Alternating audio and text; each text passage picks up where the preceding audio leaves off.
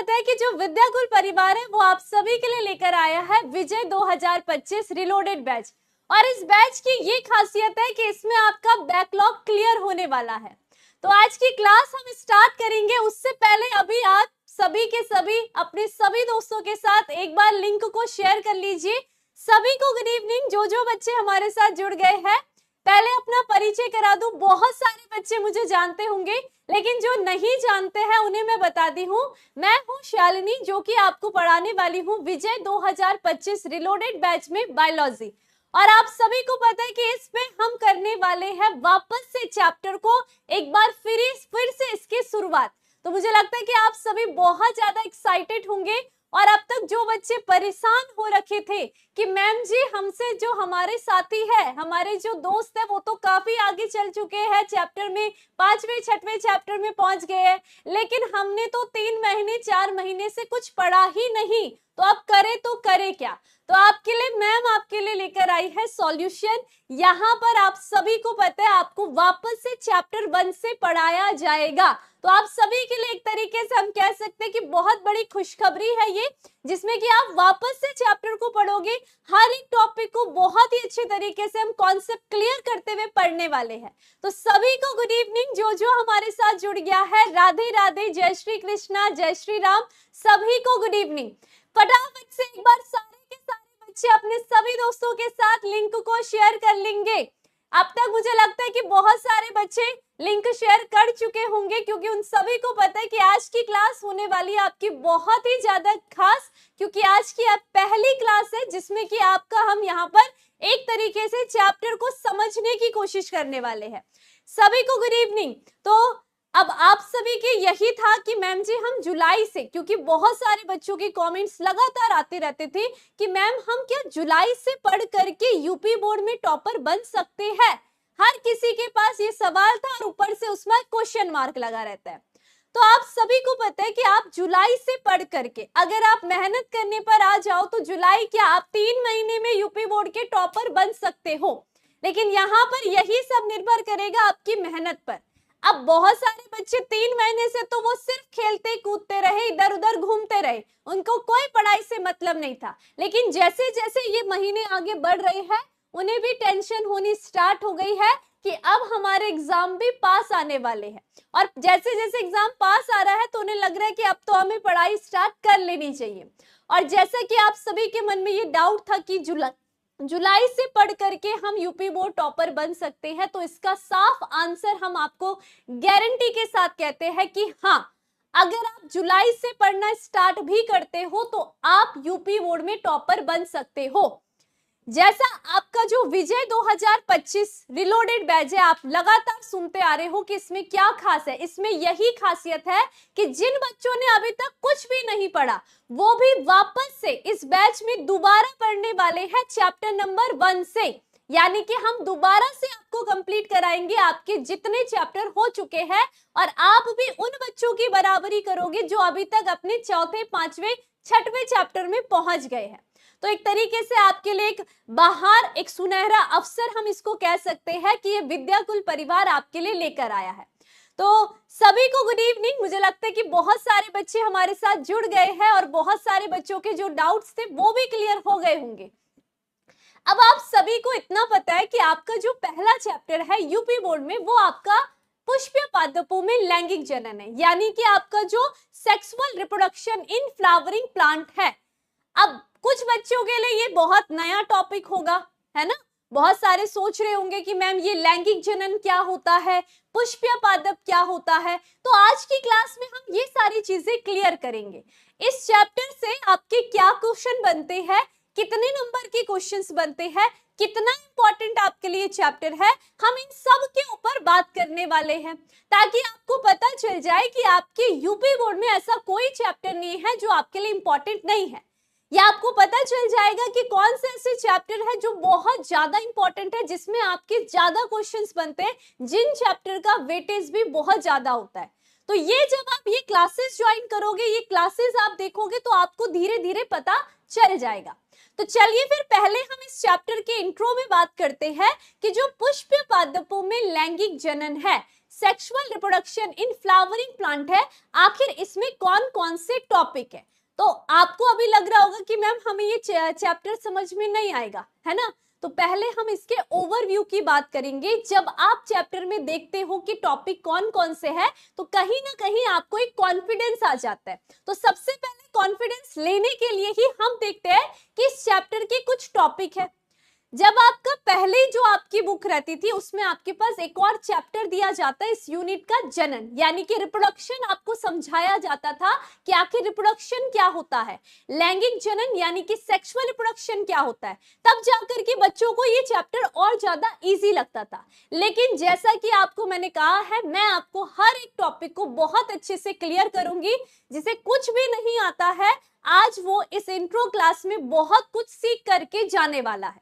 लेकिन यहाँ पर सिर्फ जरूरत है आपकी फोकस की, सिर्फ आपका फोकस चाहिए।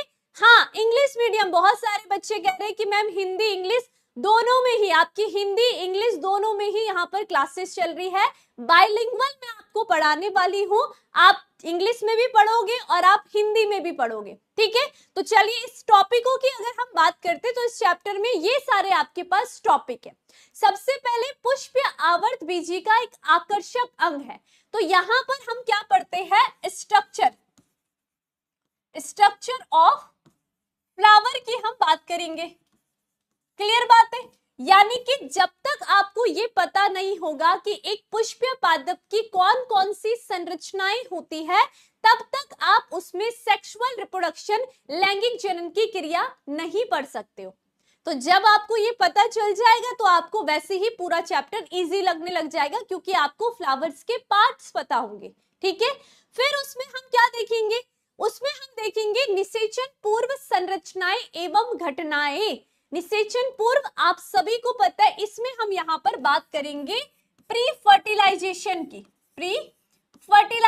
की। अब ये प्री फर्टिलाइजेशन क्या होता है, निषेचन पूर्व प्रवस्था क्या होती है, इसको ही हम पढ़ेंगे पहले, तब जाकर के हम इस चैप्टर में आएंगे, ठीक है? फिर इसमें आपका टॉपिक आता है दोहरा निषेचन का, जिसे हम कहेंगे डबल फर्टिलाइजेशन। क्या आप सभी को क्लियर है? हाँ, ठीक है। उसके बाद हम इसमें देखेंगे निषेचन पश्चात संरचना और घटना, यानी कि हम इसमें बात करेंगे आपकी पोस्ट फर्टिलाइजेशन की। क्लियर बात है, ठीक है? और इसमें लास्ट में आपका आ जाता है असंग जनन और बहुर्भ्रूणता, यानी कि एपोमिक्सिस। ये एक अलग से टॉपिक है, ठीक है? एपोमिक्सिस और आपका क्या होगा? पॉलीएम्ब्रॉयनी।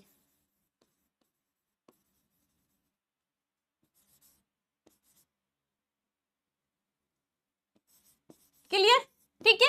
तो ये सारे के सारे आपके क्या रहने वाले हैं? इस चैप्टर के टॉपिक रहने वाले हैं। क्लियर? हमें पता चल जाएगा, जैसे जैसे हम पढ़ना स्टार्ट करेंगे आपको ये चैप्टर बहुत ज्यादा इजी लगेगा।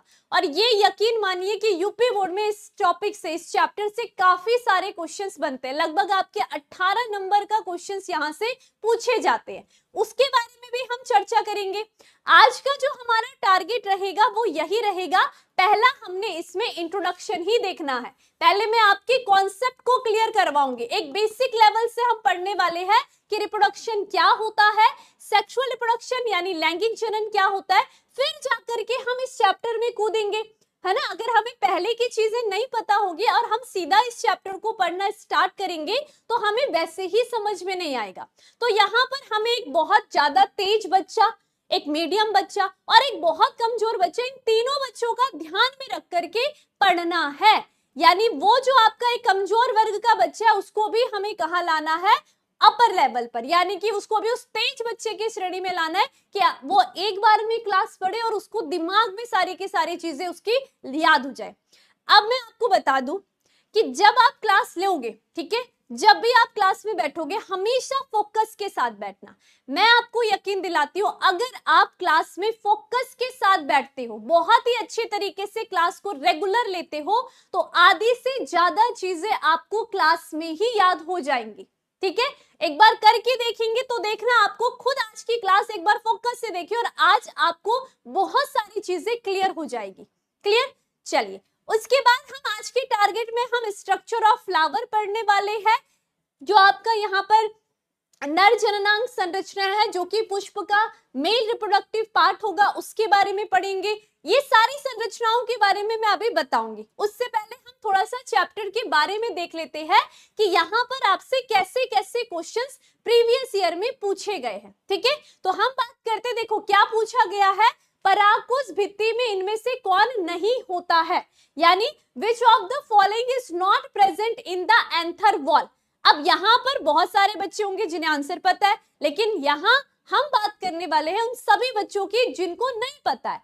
पहले हमें इन आंसरों से पहले, ये जो टॉपिक है, ये जो आपके पास ऑप्शंस दिए हैं, इनसे पहले हमें ये पता होना चाहिए कि एंथर वॉल क्या होती है। तो आज की क्लास में आपको ये क्लियर हो जाएगा, तब आप इन आंसरों को देखोगे, क्वेश्चंस को देखोगे, तो आप आंसर भी वैसे ही लगाने लग जाओगे। फिर देखिए यहाँ पर पूछा गया है, पुष्प का मादा प्रजनन भाग है, is the female reproductive part of the flower, इनमें से कौन होगा, इसका आंसर भी हम आज की क्लास में जानेंगे। क्लियर। उसके बाद आपके पास कुछ ऐसे क्वेश्चंस भी पूछे गए हैं, आपके पास भ्रूणकोश में निम्नलिखित में से कौन सा नहीं होता है। तो हमें पहले जानना पड़ेगा कि ये जो भ्रूणकोश है, यानी कि which of the following is not present in the embryo sac, embryo sac क्या होता है, इसमें क्या क्या होता है, क्या नहीं होता है, तभी हमें इसका आंसर आएगा। फिर उसके बाद हम क्वेश्चन देखते हैं, युग्मनज क्या है, व्हाट इज जाइगोट। तो पहले हमें पता तो हो कि जाइगोट क्या है, हम यहाँ पर बड़े कंफ्यूज होते हैं, युग्मक क्या होता है, युग्मनज क्या होता है। तो पहले इन दोनों में अगर आपको डिफरेंस पता होगा, तभी जाकर के आप किसी सही आंसर को टिक कर सकते हो। क्लियर। फिर हम यहाँ पर देख रहे हैं कि ये जो चैप्टर है, जैसा कि हम देख रहे हैं कि हमने यहाँ पर देखा, ये आपका जो चैप्टर पहला नंबर चैप्टर है पुष्प पादपों में लैंगिक जनन, इससे लगभग आपके 18 नंबर के क्वेश्चंस पूछे गए हैं। देखिए यहाँ पर आप देख सकते हो कि अगर हम 2019 की बात करें, 2019 में आपके जो एमसीक्यू क्वेश्चंस पूछे गए हैं, वो आपका इस चैप्टर में से एक पूछा गया है। ठीक है। उसके बाद अति लघु उत्तरीय पोक की बात करें तो यहाँ पर भी ये एक क्वेश्चन पूछा है। ठीक है। और यहाँ पर लघु उत्तरीय और दीर्घ उत्तरीय, यानी कि जो आपके कितने नंबर के होते हैं, ये 1 नंबर का होता है, ये आपका कितना 2 नंबर का होता है, और ये आपके तीनों के, ये दोनों के दोनों 3-3 नंबर के, और एक आपका 5 नंबर का होता है। तो देखिए इतने क्वेश्चंस आपसे पूछे गए हैं इस चैप्टर में, तो कहीं ना कहीं ये चैप्टर आपके लिए बहुत इंपॉर्टेंट है। 2020 में भी आप देख रहे हो कि एक क्वेश्चन पूछा गया है, यहाँ पर 2 नंबर का क्वेश्चन, यहाँ पर ये देखिए एक 3 नंबर का क्वेश्चन आपसे पूछा गया है। फिर 2022 में भी आपको देखो एक यहाँ पर 1 नंबर का क्वेश्चन, ये आपका 3 नंबर का क्वेश्चन, ये भी 3 नंबर का क्वेश्चन, और ये 5 नंबर का क्वेश्चन, ये पूछे गए आपके पास। उसके साथ ही अभी लास्ट आपका जो 2023 था, उसमें अगर आप देखोगे तो इस चैप्टर से काफी क्वेश्चन, यानी कि काफी नंबर के क्वेश्चंस बने हैं। 1 नंबर का यहाँ है, 2 नंबर का आपका ये दिख रहा है, 3 नंबर का, और ये 5 नंबर के 2 क्वेश्चन, यानी कि 3 और 3 6 नंबर, और 5 और 5 10 है ना। तो यहाँ पर कितने में 10 और 6 16 17 18, लगभग 18 नंबर के आपके पास इस ओवरऑल चैप्टर से क्वेश्चंस बनते हैं। तो इस चैप्टर का हर एक टॉपिक आपके लिए इंपॉर्टेंट है, और हर किसी टॉपिक को आपको एक डिटेल में पढ़ना है, बिना किसी डाउट के साथ, या बिना किसी आपको कोई भी टॉपिक ऐसा ना रहे कि वो अनक्लियर रहे। ठीक है। तो मुझे लगता है कि आपको समझ में आ गया होगा कि ये जो विजय आपका रिलोडेड बैच आया, ये आपके लिए कितना ज्यादा इंपॉर्टेंट था, कि आप लोगों के मन में जो यहाँ पर ये डाउट रह रहे थे कि जुलाई से क्या मैं पढ़ सकता हूँ, तो ये आपको क्लियर हो गया होगा। ठीक है। फिर उसके बाद हम यहाँ पर बात करते हैं किसकी, अब जैसा कि हमने यहाँ पर बात कर ली है किसकी, नंबरों की, तो क्या आप सभी को इतनी बातें क्लियर हो गई है जितना मैंने अभी तक आपको बताया। ठीक है। क्योंकि अब हम स्टार्ट करने वाले हैं अपने चैप्टर को पढ़ना, तो आप सभी के सभी क्या तैयार है आज की इस पहली क्लास के लिए। आप सभी को पता है पहली और दूसरी क्लास आपकी डेमो क्लास है, फ्री क्लास है, तो फटाफट से अपने सभी दोस्तों के साथ आज की क्लास के लिंक को शेयर कर लीजिए। अधिक से अधिक बच्चे हमारी क्लास में जुड़ेंगे तो आप सभी को पता चलेगा कि हमारी क्लास का क्या यहाँ पर इंपॉर्टेंस है आप सभी के लिए। ठीक है। तो मुझे लगता है कि चलिए स्टार्ट करते हैं। हमने कहा चैप्टर का नाम है पुष्प पादपों में लैंगिक जनन, यानी कि sexual reproduction in flowering plant. अब सबसे पहले क्वेश्चन यही है कि मैम ये रिप्रोडक्शन होता क्या है। हम यहाँ पर सबसे पहले जनन की बात करेंगे। ये जो बार बार हम बात कर रहे हैं, ये जो रिप्रोडक्शन है, रिप्रोडक्शन की बात करेंगे। जब भी आप देखोगे, देखो अगर ये जो मैं इंट्रो पार्ट करा रही हूँ ये आपको क्लियर हो गया, आने वाला जो एक और चैप्टर मानव जनन ह्यूमन रिप्रोडक्शन है वो भी आपको क्लियर हो जाएगा। बस आपको कुछ स्टेप्स याद रखने, क्या होता है ये आपको ध्यान रखना है, ठीक है। देखिए जनन क्या होता है, जनन एक प्रकार की प्रक्रिया होती है जिसमें कोई भी जीव अपने समान संतति का निर्माण करता है। ये बस एक प्रक्रिया है जिसमें कोई भी जीव अपने समान संतति का निर्माण कर रहा है। किस प्रक्रिया द्वारा? जनन के द्वारा। जैसे कि मनुष्य क्या कर रहा है, अपने बच्चों का निर्माण कर रहा है ना, तो वो अपनी संतति बना रहा है। गाय भैंस को देखो, वो अपनी संतति का निर्माण कर रहा है। तो हम ये कह सकते हैं कि जनन क्या है, जनन वह प्रक्रिया है, जनन वह प्रक्रिया है जिसके द्वारा जीव अपने समान संतति का निर्माण करता है, अपने समान संतति का निर्माण करता है, संतति का निर्माण करता है ना, निर्माण करता है। क्लियर? हम इसी को लिख सकते हैं, it is the capacity, it is the capacity of organism to form more offspring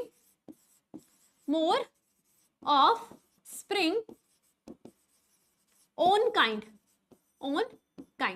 ठीक है, अपनी तरह। यानी कि क्या है, ये बहुत क्षमता होती है जिसके द्वारा ऑर्गेनिज्म यानी कि कोई भी जीव होता है टू फॉर्म ऑफस्प्रिंग का मतलब होता है संतति। कैसे? ओन काइंड यानी कि अपने समान। समझ में आ गया है?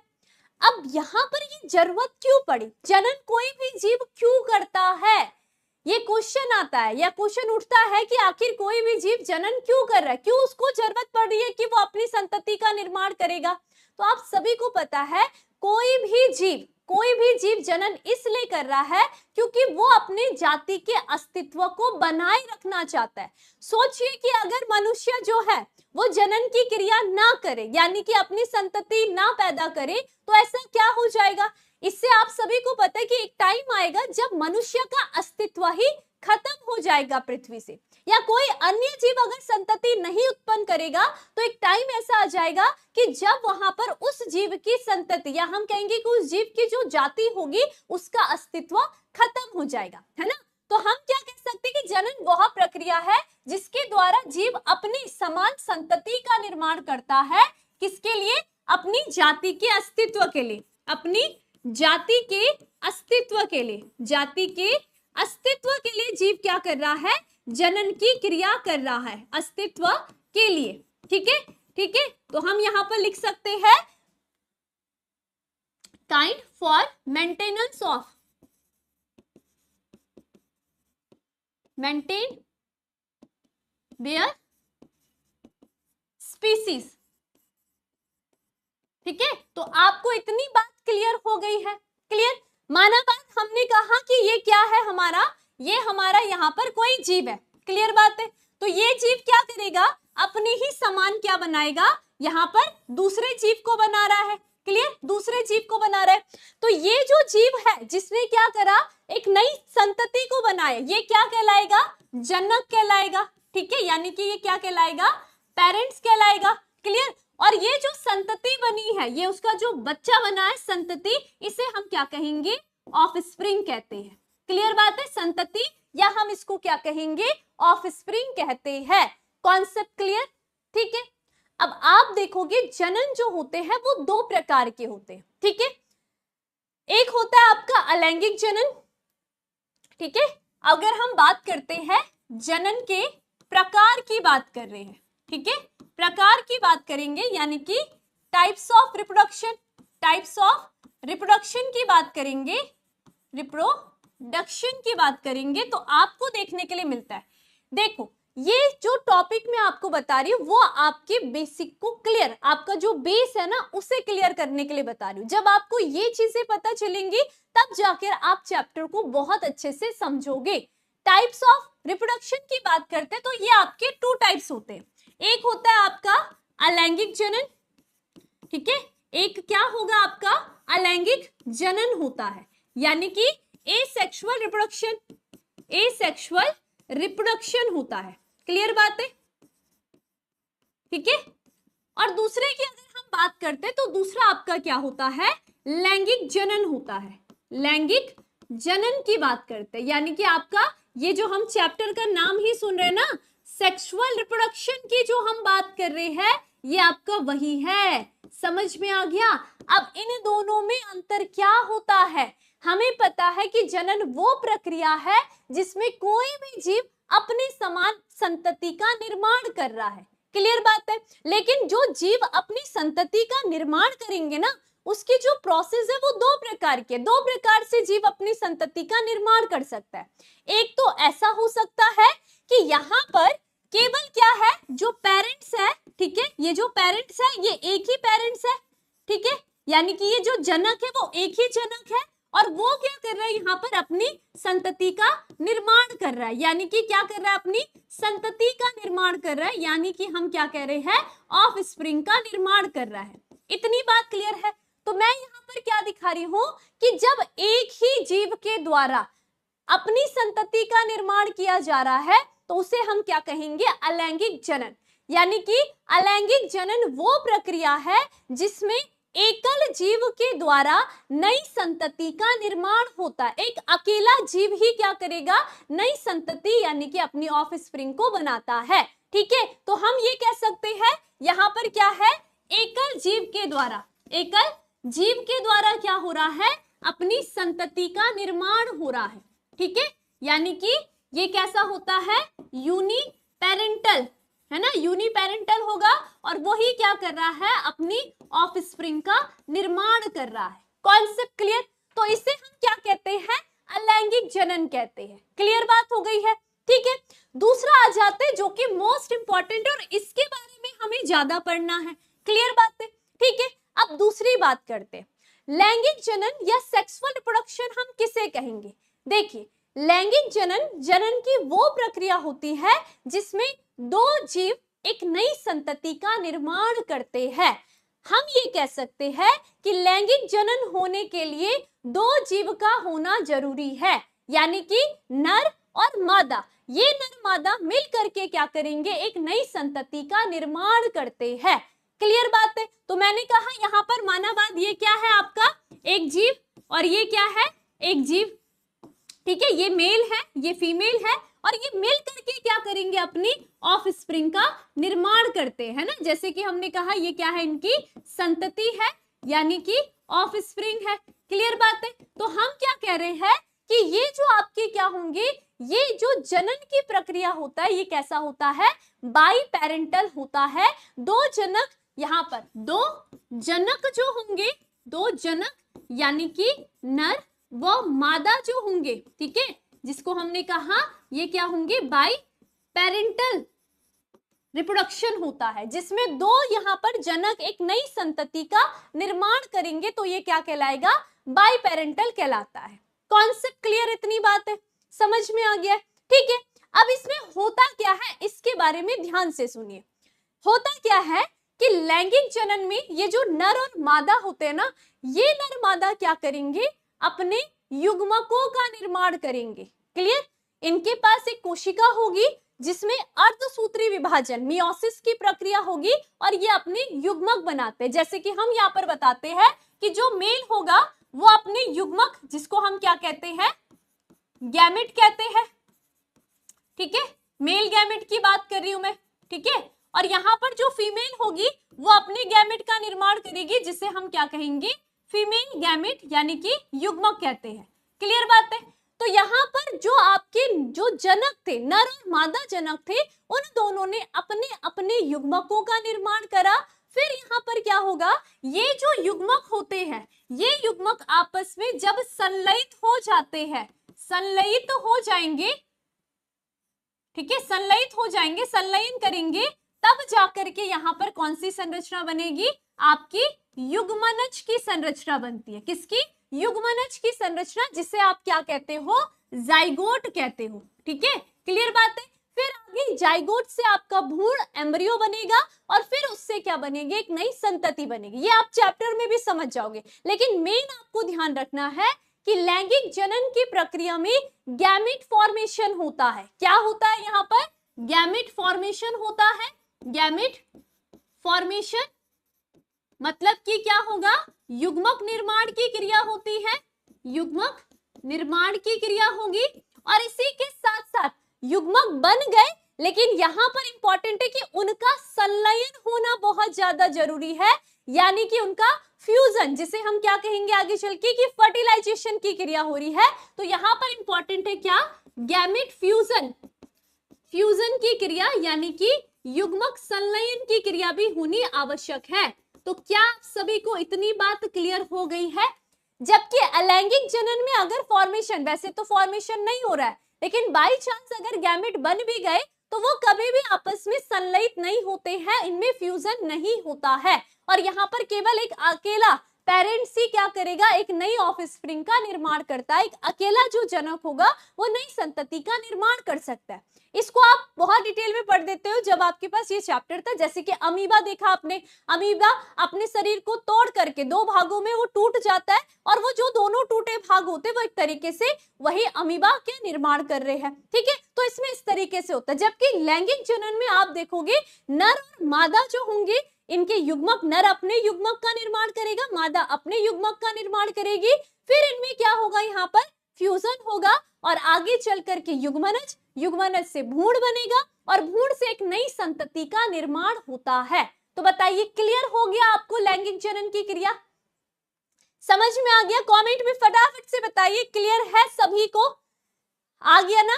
ठीक है, अब आपका ये जो चैप्टर है ना पुष्प पादपों में लैंगिक जनन, तो लैंगिक जनन का मतलब है कि यहाँ पर दो जनक है।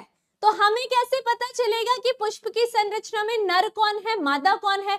जब हम पुष्प की संरचना को पढ़ेंगे, हम उसमें देखेंगे कि अच्छा नर संरचना ये होती है, मादा संरचना ये होती है। फिर हमें जब नर और मादा का पता चल जाएगा तो हम देखेंगे अच्छा इसमें युग्मकों का निर्माण ऐसा होता है, नर वाली संरचना अपने नर युग्मक का निर्माण करेगा और मादा वाली संरचना अपने मादा युग्मक का निर्माण करेगी। फिर हम देखेंगे कि आखिर ये दोनों युग्मक संलयित कैसे होते हैं और कैसे एक नई संतति का निर्माण करते हैं। तो ये पूरी प्रोसेस आपने पढ़नी है। क्लियर? अब हम बात करते हैं यहाँ पर कि मैंने कहा लैंगिक जनन के द्वारा कोई भी जीव अपनी संतति का निर्माण करता है। तो ये जो संतति का निर्माण कर रहा है इसके कुछ तो स्टेप होते होंगे, है ना? जैसे मनुष्य में आप देखोगे, मनुष्य में भी रिप्रोडक्शन की, लैंगिक जनन की क्रिया होती है, ये भी आप पढ़ोगे। तो मनुष्य में क्या होगा, जो नर होगा वो अपने नर युग्मक का निर्माण करता है जिसे हम शुक्राणु स्पर्म कहते हैं, और जो मादा होगी वो अपने युग्मक का निर्माण करेगी जिसे हम अंडाणु ओवम कहते हैं। फिर जब इनकी बॉडी में युग्मकों का निर्माण हो गया है तो फिर क्या होगा, यहाँ पर युग्मक का ट्रांसफर होता है। तो ट्रांसफर हुआ, ठीक है, मादा शरीर पे, उसके बाद वहां संलयन की क्रिया हो गई। फिर जब संलयन हो जाता है तो आगे भ्रूण बनता है, और भ्रूण जब बनेगा उसके बाद क्या बनेगा, बेबी बनता है ना, महिला प्रेग्नेंट हो जाती है और फिर क्या निकलती है, एक नई संतति आ जाती है दुनिया में। देखा ना? तो ठीक इसी तरीके से आप क्या देखते हो, लैंगिक जनन की क्रिया आपके पुष्प पादपों में भी होती है। क्लियर? चलो अब हम समझते हैं कि आखिर एक संतति का निर्माण कौन कौन से चरण में होता है। तो ये चरण को याद कर लो, ये आपके दोनों चैप्टर में बहुत काम आने वाला है, इस वाले चैप्टर में भी, और जो आप ह्यूमन रिप्रोडक्शन मानव जनन पढ़ोगे वहां पर भी आएगा। ठीक है, तो चलिए हम बात करते हैं यहाँ पर किसकी, हम बात करने वाले हैं लैंगिक जनन की घटनाओं की। ठीक है, लैंगिक जनन की घटनाएं, ठीक है, घटनाएं यानी कि events of sexual reproduction, sexual reproduction की बात करेंगे।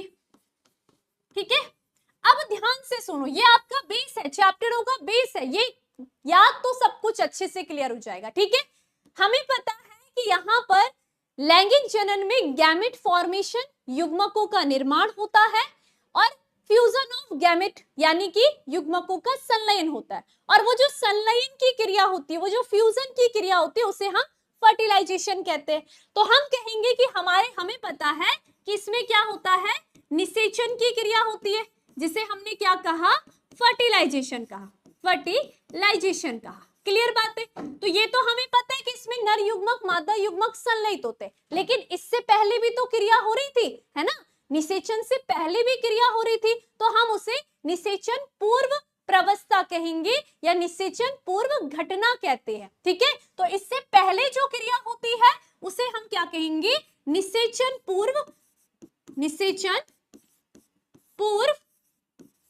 घटना कहते हैं या प्रवस्था को, यानी कि इसको हम इंग्लिश में क्या कहेंगे, प्री फर्टिलाइजेशन कहते हैं, प्री फर्टिलाइजेशन। ठीक है, क्लियर बात हो गई, समझ में आ गया। और आपको पता है कि जब फ्यूजन हो जाएगा, जब यहाँ पर निषेचन हो जाएगा, तो उसके पश्चात भी तो आगे कुछ क्रिया होती है ना, तो हम उसको क्या कहेंगे कि वो निषेचन के पश्य होती है, तो निषेचन पश्य प्रवस्था, निषेचन पश्य प्रवस्था या घटना। ठीक है, तो हमने कहा कि इसको हम क्या कहेंगे, पोस्ट फर्टिलाइजेशन कहेंगे, पोस्ट फर्टिलाइजेशन कहते हैं। क्या आप सभी को कॉन्सेप्ट क्लियर है? ठीक है, तो जो लैंगिक जनन की क्रिया होती है वो आपकी इन 3 स्टेप में होती है। आप चैप्टर को भी इसी सीक्वेंस से पढ़ते हो। कैसे? सबसे पहले निषेचन पूर्व घटना होती है, आप देखोगे कि इस निषेचन पूर्व घटना में कौन कौन सी क्रियाएं होती है। फिर निषेचन घटना होती है, निषेचन आप सभी को पता है कि जो गैमेट्स होते हैं उनका फ्यूजन होता है, संलयन की क्रिया होती है ना। ठीक है, और उसके बाद क्या होगा, जब संलयन की क्रिया हो गई तो निषेचन पश्य घटना होती है, जिसे हम पोस्ट फर्टिलाइजेशन कहते हैं। क्लियर? इतनी बात क्लियर है? ठीक है, अब आ जाते हैं आखिर ये पढ़ने कि आखिर निषेचन पूर्व घटना में होता क्या क्या है। तो हम कह रहे हैं कि निषेचन की क्रिया कराएंगे, male gamete female gamete fusion होंगे, तो उससे पहले ये गैमेट बनेंगे कैसे, है ना। सबसे पहले हमें ये तो पता होना चाहिए कि ये जो युग्मक निर्माण हो रहा है कैसे हो रहा है, तो हम इसको क्या कहते हैं, युग्मक जनन। इसमें क्या होगा, इसमें होगा यहाँ पर पहले युग्मक जनन की क्रिया, युग्मक जनन की क्रिया होगी, यानी कि इसको हम कहते हैं गैमेटोजेनेसिस, गैमेटोजेनेसिस कहेंगे। क्लियर बात है? गैमेटोजेनेसिस वो प्रक्रिया होगी जिसमें नर युग्मक अपना, जो नर संरचना है वो अपने युग्मक का निर्माण करेगी, और जो मादा संरचना होगी वो अपने युग्मकों का निर्माण करेगी। क्लियर बात है? ठीक है, अब एक बार नर और मादा ने अपने युग्मक का निर्माण कर दिया, तो अब क्या होगा, आपको पता है कि नर युग्मक हमेशा मादा के पास जाता है ना। तो यहाँ पर युग्मक का क्या हो रहा है, नर से स्थानांतरण हो रहा है। तो यहाँ पर जो दूसरा स्टेप होता है निषेचन पूर्व प्रवस्था में, वो क्या होता है, यहाँ पर युग्मक स्थानांतरण, युग्मक स्थानांतरण। क्लियर बात है? यानी कि गैमेट ट्रांसफर होगा, गैमेट ट्रांसफर होगा। ठीक है, और यहाँ पर जब हम पुष्पीय पादपों में पढ़ेंगे, जो आपके ये जो आपका दे रखा है चैप्टर, इसमें हम इसको एक विशेष नाम से जानते हैं जिसे हम परागण कहते हैं, पॉलिनेशन कहते हैं, वो हम चैप्टर के अंदर पढ़ेंगे। क्लियर बात है? अब जब नर युग्मक मादा युग्मक के समीप पहुंच चुका है तो अब क्या होगा, निषेचन हो जाएगा, यानी कि यहाँ पर क्या होगा, यहाँ पर आपके नर युग्मक, ठीक है, नर युग्मक व मादा युग्मक का संलयन हो जाएगा, संलयन का संलयन हो जाएगा, है ना। Fusion of male gamete, fusion of male gamete and female gamete. Clear बात हो गई, समझ में आ गया कि यहाँ पर अब फ्यूजन हो गया। तो जब फ्यूजन हो गया, नर युग्मक मादा युग्मक मिल गए, तो अब क्या होगा, अब यहाँ पर जो संरचना बनेगी उसे हम क्या कहते हैं, जाइगोट कहते हैं, जाइगोट कहते हैं। ठीक है, यानी कि युग्मनज बन चुका है, युग्मनज बन चुका है, तो अब इस युग्मनज से आगे बनता है भ्रूण, और भ्रूण बनने की जो क्रिया होती है उसे हम कहते हैं भ्रूणोद्भव, यानी कि एम्ब्रियोजेनेसिस होता है। तो यहाँ पर अगली क्रिया क्या होगी, भ्रूणोद्भव की होती है, भ्रूणोद्भव यानी कि एम्ब्रियोजेनेसिस होगी, एम्ब्रियोजेनेसिस की क्रिया होगी। कॉन्सेप्ट क्लियर है, क्लियर बात है। अब एक बार भ्रूण बन गया तो भ्रूण में क्या होगा, अंगों का निर्माण होगा, है ना। तो अंग बनेगा तभी तो एक संतति बनेगी। तो भ्रूण के बाद इसमें अंग बनते हैं। तो अंग की अगर बात करेंगे तो हम उसे ऑर्गेनोजेनेसिस कहते हैं, ठीक है। क्या कहेंगे हम उसे, ऑर्गेनोजेनेसिस, यानी कि अंग निर्माण या अंग जनन की क्रिया होगी, ठीक है। क्या होगी, अंग जनन यानी कि निर्माण, है ना, जिसे हम ऑर्गेनोजेनेसिस कहते हैं। क्या आप सभी को क्लियर हो चुका है ये सारे के सारे आपके जो सीक्वेंस है, क्या क्या था। सबसे पहले युग्मकों का निर्माण होगा, गैमेटोजेनेसिस, युग्मक जनन की क्रिया। फिर ये युग्मक, क्योंकि नर युग्मक जो होता है वो चलनशील होगा, या हम ये कह सकते हैं कि वो क्या होगा, हमेशा मादा के पास जाएगा। तो ये जो स्थानांतरण नर संरचना से वो जो इसका स्थानांतरण मादा की ओर होगा, ये युग्मक ट्रांसफर, युग्मक स्थानांतरण हो गया। तो अब नर और मादा पास पास आ गए, तो अब ये क्या होंगे, संलयित होंगे, इसे हम फ्यूजन कहते हैं। फिर जब फ्यूजन हो गया तो ये संरचना बदल जाएगी, जाइगोट बन जाएगी। अब इस जाइगोट से भ्रूण का निर्माण होगा, एम्ब्रियोजेनेसिस, और फिर उससे अंगों का निर्माण, ऑर्गेनोजेनेसिस। कॉन्सेप्ट क्लियर, समझ में आ गया। अब हमें जब ये सब कुछ पता चल गया है तो पुष्प या पादपों में लैंगिक जनन की जब हम बात करते हैं, हम ऐसे पादपों की बात करते हैं जो पुष्प देते हैं, यानी कि जिनकी संरचना में पुष्प होता है। और साथ ही साथ पुष्प पादप का मतलब ये भी होता है कि यहाँ पर हम आवर्त बीजी पादपों की बात करते हैं।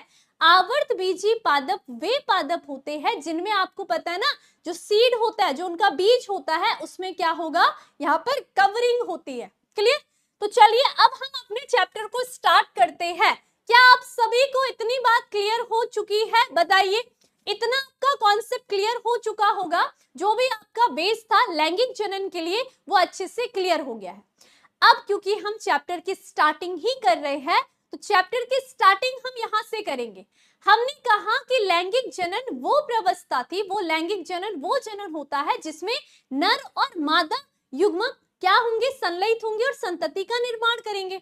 लेकिन ठीक है, हमें पता है कि हम मनुष्य को देख सकते हैं कि मनुष्य में ये नर है, ये मादा है, ठीक है। लेकिन पुष्प पादपों में हमें कैसे पता चलेगा कि कौन सी नर की संरचना है, कौन सी मादा की संरचना है। तो इसको जानने के लिए हमें सबसे पहले पुष्प की संरचना पता होनी आवश्यक है ना।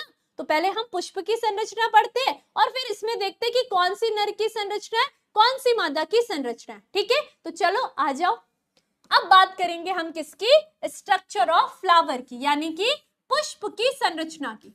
पुष्प की संरचना की हम बात करने वाले हैं। क्लियर, क्लियर हो गया। स्ट्रक्चर ऑफ फ्लावर की हम बात करेंगे, ठीक है। ये ध्यान रखना, मैं जरा पेज देखूं, हाँ ठीक है, अब ठीक है ना। चलो अब देखते हैं हम। सबसे पहले देखो, पुष्प की जो संरचना बनी होती है वो आपकी 4 पार्ट से मिलकर के बनी होती है। 4 भाग यहाँ पर क्या होंगे, भाग पुष्प की संरचना का निर्माण करते हैं, ठीक है। 4 पार्ट्स, यानी कि 4 भाग से मिलकर के आपकी क्या बनेगी, पुष्प की संरचना बनती है, ठीक है। सबसे पहला जो भाग होगा उस भाग को हम ये कहते हैं कि वो क्या कहलाता है, बाह्य दल कहलाता है। पहले हम ऐसा करते हैं, डायग्राम से समझते हैं, फिर इसको फिल करेंगे पूरे अच्छे से, है ना। तो चलिए हम पहले डायग्राम से देखते हैं। क्या देखो, ये जो संरचना होती है ना नीचे जिसमें पुष्प खड़ा रहता है, ये वृंत जैसी संरचना, ये कहलाती है पुष्प वृंत, ठीक है। उसके बाद ये जो भाग होता है, ठीक है, ये जो भाग है ये तो क्या है आपका पुष्पासन का भाग है, यानी कि ये वो भाग होगा जिसमें पुष्प के सारे भाग होते हैं, ठीक है। अब हम मेन भागों की बात करते हैं कि कौन कौन से भाग होते हैं। आप लोग, क्योंकि आप लोगों ने पुष्प बहुत देखे हैं, लेकिन आप अपने दिमाग में ना जो गुड़हल का पुष्प है, बहुत ही अच्छा एग्जाम्पल है आपका पुष्प की संरचना को समझने के लिए। तो आप सभी ने पुष्प में गुड़हल देखा होगा, है ना। तो गुड़हल की संरचना को इमेजिन करिए और उसकी सारी संरचना को देखिए। यहाँ पर मैं उसको बना करके आपको बताऊंगी, ठीक है। सबसे पहले हम भाग की बात करते हैं। आपको पुष्प में कुछ इस तरीके से संरचनाएं दिखती होंगी, वो जो बाहर बाहर से संरचना होती है, ठीक है। ये जो संरचना होती है, इस संरचना को हम क्या कहेंगे, इसे हम कहते हैं बाह्य दल कहते हैं, ठीक है। यानी कि ये आपका क्या कहलाता है, सेपल कहलाता है। क्लियर बात है, ठीक है। जब मैं केवल एक की बात करती हूँ, एक की बात, तो वो हमारा बाह्य दल यानी कि सेपल कहलाएगा। लेकिन आप पुष्प में देखोगे तो इसमें समूह में आपके उपस्थित होते हैं, है ना, समूह में उपस्थित होते हैं, तो फिर हम इसको क्या कहेंगे, बाह्य दल पुंज कहते हैं। क्या कहेंगे, बाह्य दल पुंज हम इसको कहते हैं। बाह्य दल पुंज का मतलब आपका क्या हो जाएगा, ये जो संरचना होगी ये कैलिक्स की होगी। क्लियर बात है। अगर एक है तो सेपल, और अगर समूह में है तो क्या हो जाएगा, कैलिक्स कहलाएगा। क्लियर बात है, ठीक है। फिर चलते आगे।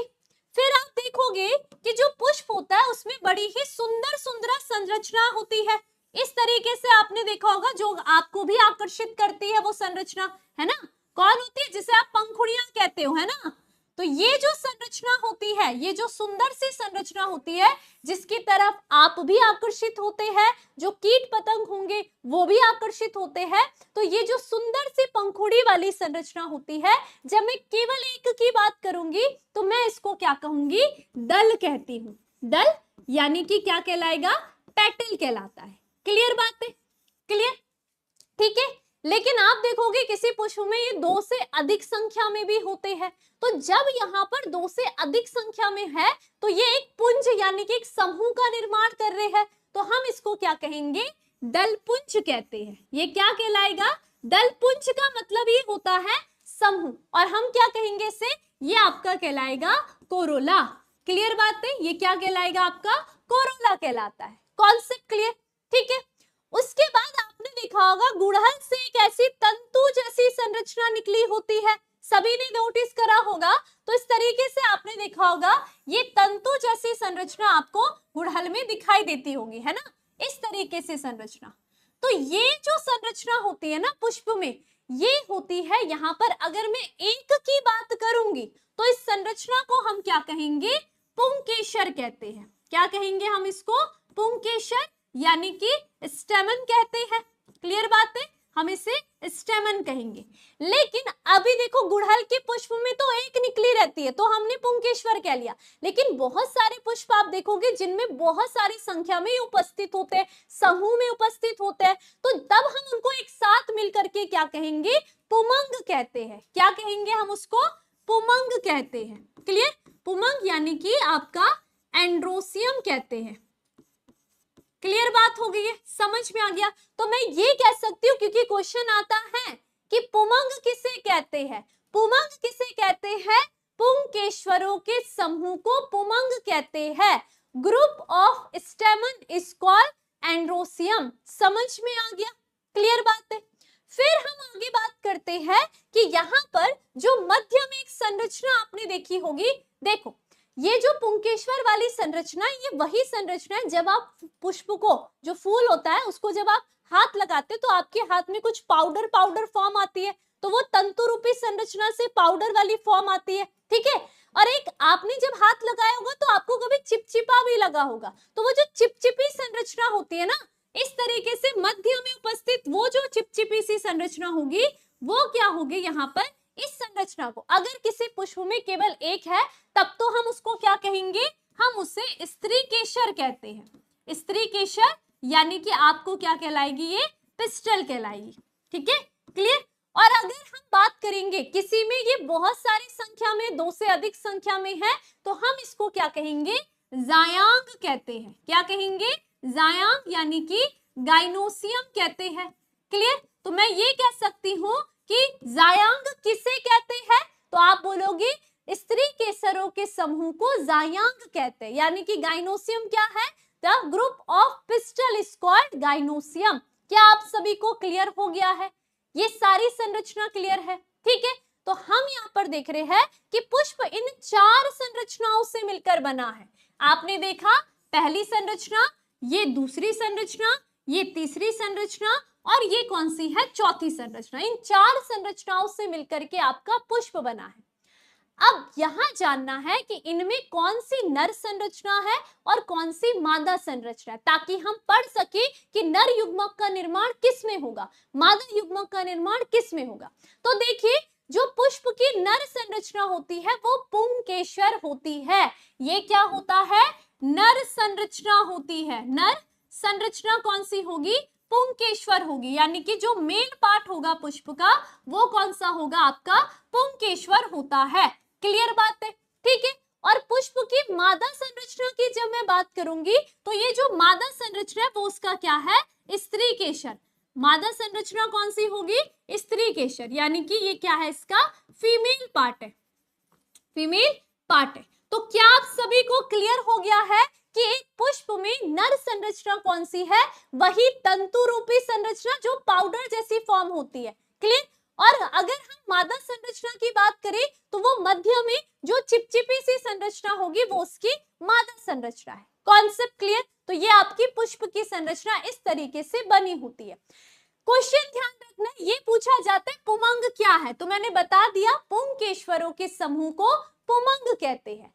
अगर हम बात कर रहे हैं कि एंड्रोसियम है ना, व्हाट इज एंड्रोसियम आ गया, तो क्या, group of स्टेमन is called androecium. Clear. उसी तरीके से आपको ये सारी बातें ध्यान रखनी है। मुझे लगता है कि आपको एक पुष्प की संरचना क्लियर हो गई होगी। अब ध्यान से सुनिए, क्योंकि हम यहाँ पर पुष्पीय पादपों में लैंगिक जनन की क्रिया पढ़ रहे हैं, सेक्सुअल रिप्रोडक्शन पढ़ रहे हैं, तो मैंने क्या कहा, जो नर होगा वो अपने नर युग्मक का निर्माण करेगा।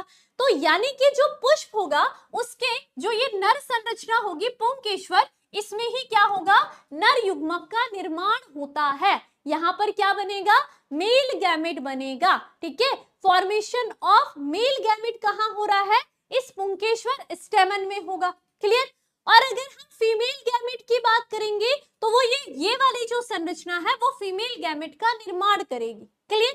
ठीक है, चलिए अब आगे चलते। अब हम एक एक करके नर संरचना कैसी होती है, कैसे इसमें युग्मकों का निर्माण होगा, वो सब हम डिटेल में पढ़ेंगे, क्योंकि हमें क्या पढ़ना है, गैमेटोजेनेसिस, निषेचन। जो आपकी जो लैंगिक जनन की क्रिया थी उसकी पहली अवस्था कौन सी थी, निषेचन पूर्व प्रवस्था, जिसमें जब भी हम गैमेटोजेनेसिस युग्मक जनन की क्रिया पढ़ेंगे तो कहां पढ़ेंगे, हम यहां पढ़ेंगे, इस नर संरचना में। मादा वाली पढ़ेंगे तो हमारे लिए ये संरचना होगी। ठीक है, बाकी अगर हम बात करते हैं ये दोनों संरचना की तो इनका काम आगे है। जैसे कि बाह्य दल तो केवल क्या कर रहा है, एक तरीके से पुष्प के सभी अंगों को व्यवस्थित रख रहा है। ठीक है, बाहर से एक तरीके से वो व्यवस्थित रखने का काम कर रहा है। ठीक है, लेकिन अगर हम दल की बात करेंगे ना, आगे जब आप देखोगे तो ये युग्मक, यानी कि युग्मक स्थानांतरण की जो हमने बात करी थी, गैमेट ट्रांसफर की जो बात करी थी, उसमें यहाँ पर ये जो पेटल होंगे ये अपनी भूमिका को निभाते हैं। यानी कि कैसे, कीटों को आकर्षित करके, है ना, तभी तो सुंदर होते हैं पुष्पीय पादप। तुम्हें क्या लगता है, तुम्हारे लिए होते कि तुम जाकर के कल के दिन किसी को दे दो और वो खुश हो जाए, ऐसा कुछ नहीं होता है। वो कीटों को आकर्षित करने के लिए, ताकि उनका ये जो परागण की क्रिया है, गैमेट ट्रांसफर की क्रिया है, ये क्या हो सके, पूर्ण हो सके। समझ गए, तो ये आप सभी ने ध्यान रखना है। क्लियर। तो चलिए एक एक करके डिटेल में हम इसकी नर जनन की संरचना और फिर मादा जननांग की संरचना का अध्ययन करते हैं। ठीक है, क्लियर, इतनी बात समझ में आ गई है। ठीक, ये बात आप सभी ने ध्यान रखना है।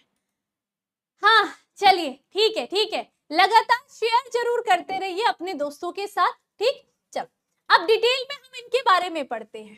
ठीक, पहले हम पुष्प की क्या, मेल रिप्रोडक्टिव स्ट्रक्चर को पढ़ेंगे और फिर उसके बाद हम फीमेल की बात करेंगे। चलो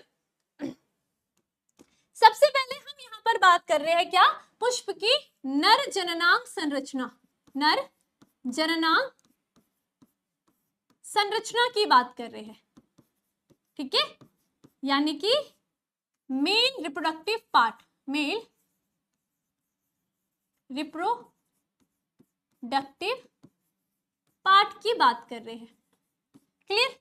अब ध्यान से देखना, आपको यहां से भी आपके एग्जाम में क्या क्वेश्चन बनते हैं वो भी मैं आपको बताऊंगी। क्लियर, ध्यान से देखिए। आपने देखा था जो आपका मेल रिप्रोडक्टिव था वो आपकी कैसा था, वो तंतु जैसी, फिलामेंट जैसी संरचना थी, है ना। तो आपका जो मेल रिप्रोडक्टिव पार्ट बनता है वो दो भागों से बनता है। दो भाग कौन से होते हैं? एक वो इस तरीके से निकला भाग था, है ना, तो ये जो भाग होता है इसको हम क्या कहेंगे? तंतु, यानी कि ये क्या कहलाता है? आपका फिलामेंट कहलाता है। क्लियर बात है? फिलामेंट कहलाएगा। क्लियर? और ये जो ऊपर इस तरीके से मैंने भाग बनाया था, ये जो भाग होता है इसे हम क्या कहेंगे? परागकोश कहते हैं। क्या कहेंगे हम इसे? परागकोश, यानी कि हम इसको एंथर कहते हैं। क्या आप सभी को क्लियर हो गया है? हम ये कह सकते हैं जो मेल रिप्रोडक्टिव पार्ट होगा आपके फ्लावर का, वो आपके दो उसमें पार्ट्स होते हैं, एक होता है फिलामेंट्स और एक होता है आपका एंथर, यानी कि तंतु और परागकोश से। क्लियर बात है? अब जब हम आगे पढ़ेंगे कि किस तरीके से युग्मक का निर्माण किस भाग में होता है, तो ध्यान रखना कि परागकोश वो भाग होगा जिसके अंदर आगे चल करके क्या बनेंगे? युग्मक बनते हैं। आप देखोगे कैसे इसके अंदर पहले क्या बनता है? आपका लघु बीजाणु बनेगा। ठीक है, लघु बीजाणु बनेगा, यानी कि इसको हम क्या कहते हैं? इसे हम माइक्रोस्पोर कहते हैं। माइक्रोस्पोर बनेगा। उस माइक्रोस्पोर से आपके क्या बनेंगे? परागण बनेंगे, परागकण बनेंगे, यानी कि आपका क्या बनेगा? पोलन ग्रेन बनेगा। जो पोलन ग्रेन होता है वो पाउडर वाला फॉर्म में बात कर रहे थे ना, परागकण जो पाउडर रहता है उसी को हम पोलन ग्रेन कहते हैं, परागकण कहते हैं। और फिर परागकण से आगे चल करके, क्योंकि हम पुष्प पादपों की बात कर रहे हैं, तो इसमें क्या होंगे? दो नर युग्मक बनते हैं, यानी कि दो क्या बनेंगे? आगे चल करके नर युग्मक बनते हैं। हम देखेंगे इससे क्या बनेंगे? मेल गैमेट बनेंगे। क्लियर बात है? तो ये तो हम आगे पढ़ेंगे, लेकिन मैंने अभी अभी आपको बता दिया कि इस तरीके से इससे यहाँ पर आपका बन गया ना, मेल गैमेट बन गया। तो ये मेल गैमेट इसी संरचना में बनेंगे। ठीक है, अब हम क्या बात करेंगे? हम बात करेंगे कि आखिर ये जो परागकोश होता है ना, इसकी अनुप्रस्थ काट कैसी होती है, इसकी आंतरिक संरचना कैसी होती है, यानी कि क्रॉस सेक्शन जब हम इसका करेंगे। हमने इस परागकोश को ऐसे काट दिया, तो अब हम इसके अंदर हमने क्या करा? मैंने जैसे कि इसको इस तरीके से काट दिया। अब मैं देखूंगी कि आखिर अच्छा परागकोश की संरचना के अंदर कौन कौन सी संरचना है, इसके बारे में हम पढ़ेंगे। क्लियर? ठीक है, तो करें इसका क्रॉस सेक्शन। तैयार हो आप सभी क्रॉस सेक्शन करने के लिए? और ये आपके एग्जाम का बहुत इंपॉर्टेंट क्वेश्चन बनता है कि आपको डायग्राम बनाने के लिए क्वेश्चन आता है कि एंथर का क्रॉस सेक्शन का, यानी कि अनुप्रस्थ काट, परागकोश या कहते परागकोश की अनुप्रस्थ काट का डायग्राम बनाइए। क्लियर? ठीक है, तो चलिए इसको हमने काट दो दिया। क्रॉस सेक्शन जो होता है वो ऐसे होता है ना, जैसे मैं तुम्हारी गर्दन ऐसे कर दूंगी तो फिर मैं देखूंगी तुम्हारे मुझे पाइप दिखाई देंगे। ठीक है, तो ऐसे झांक करके देखूंगी, तो वही संरचना देखनी है। ठीक, चल अब देखते हैं हम यहाँ पर कैसी संरचना होती है। ये आपको क्लियर हो गया होगा क्या क्या संरचना है। ये देखिए परागकोश की, और ये क्या है? तंतु है। अब हम इसके अंदर देखते हैं कि आखिर अंदर की संरचना कैसी होती है।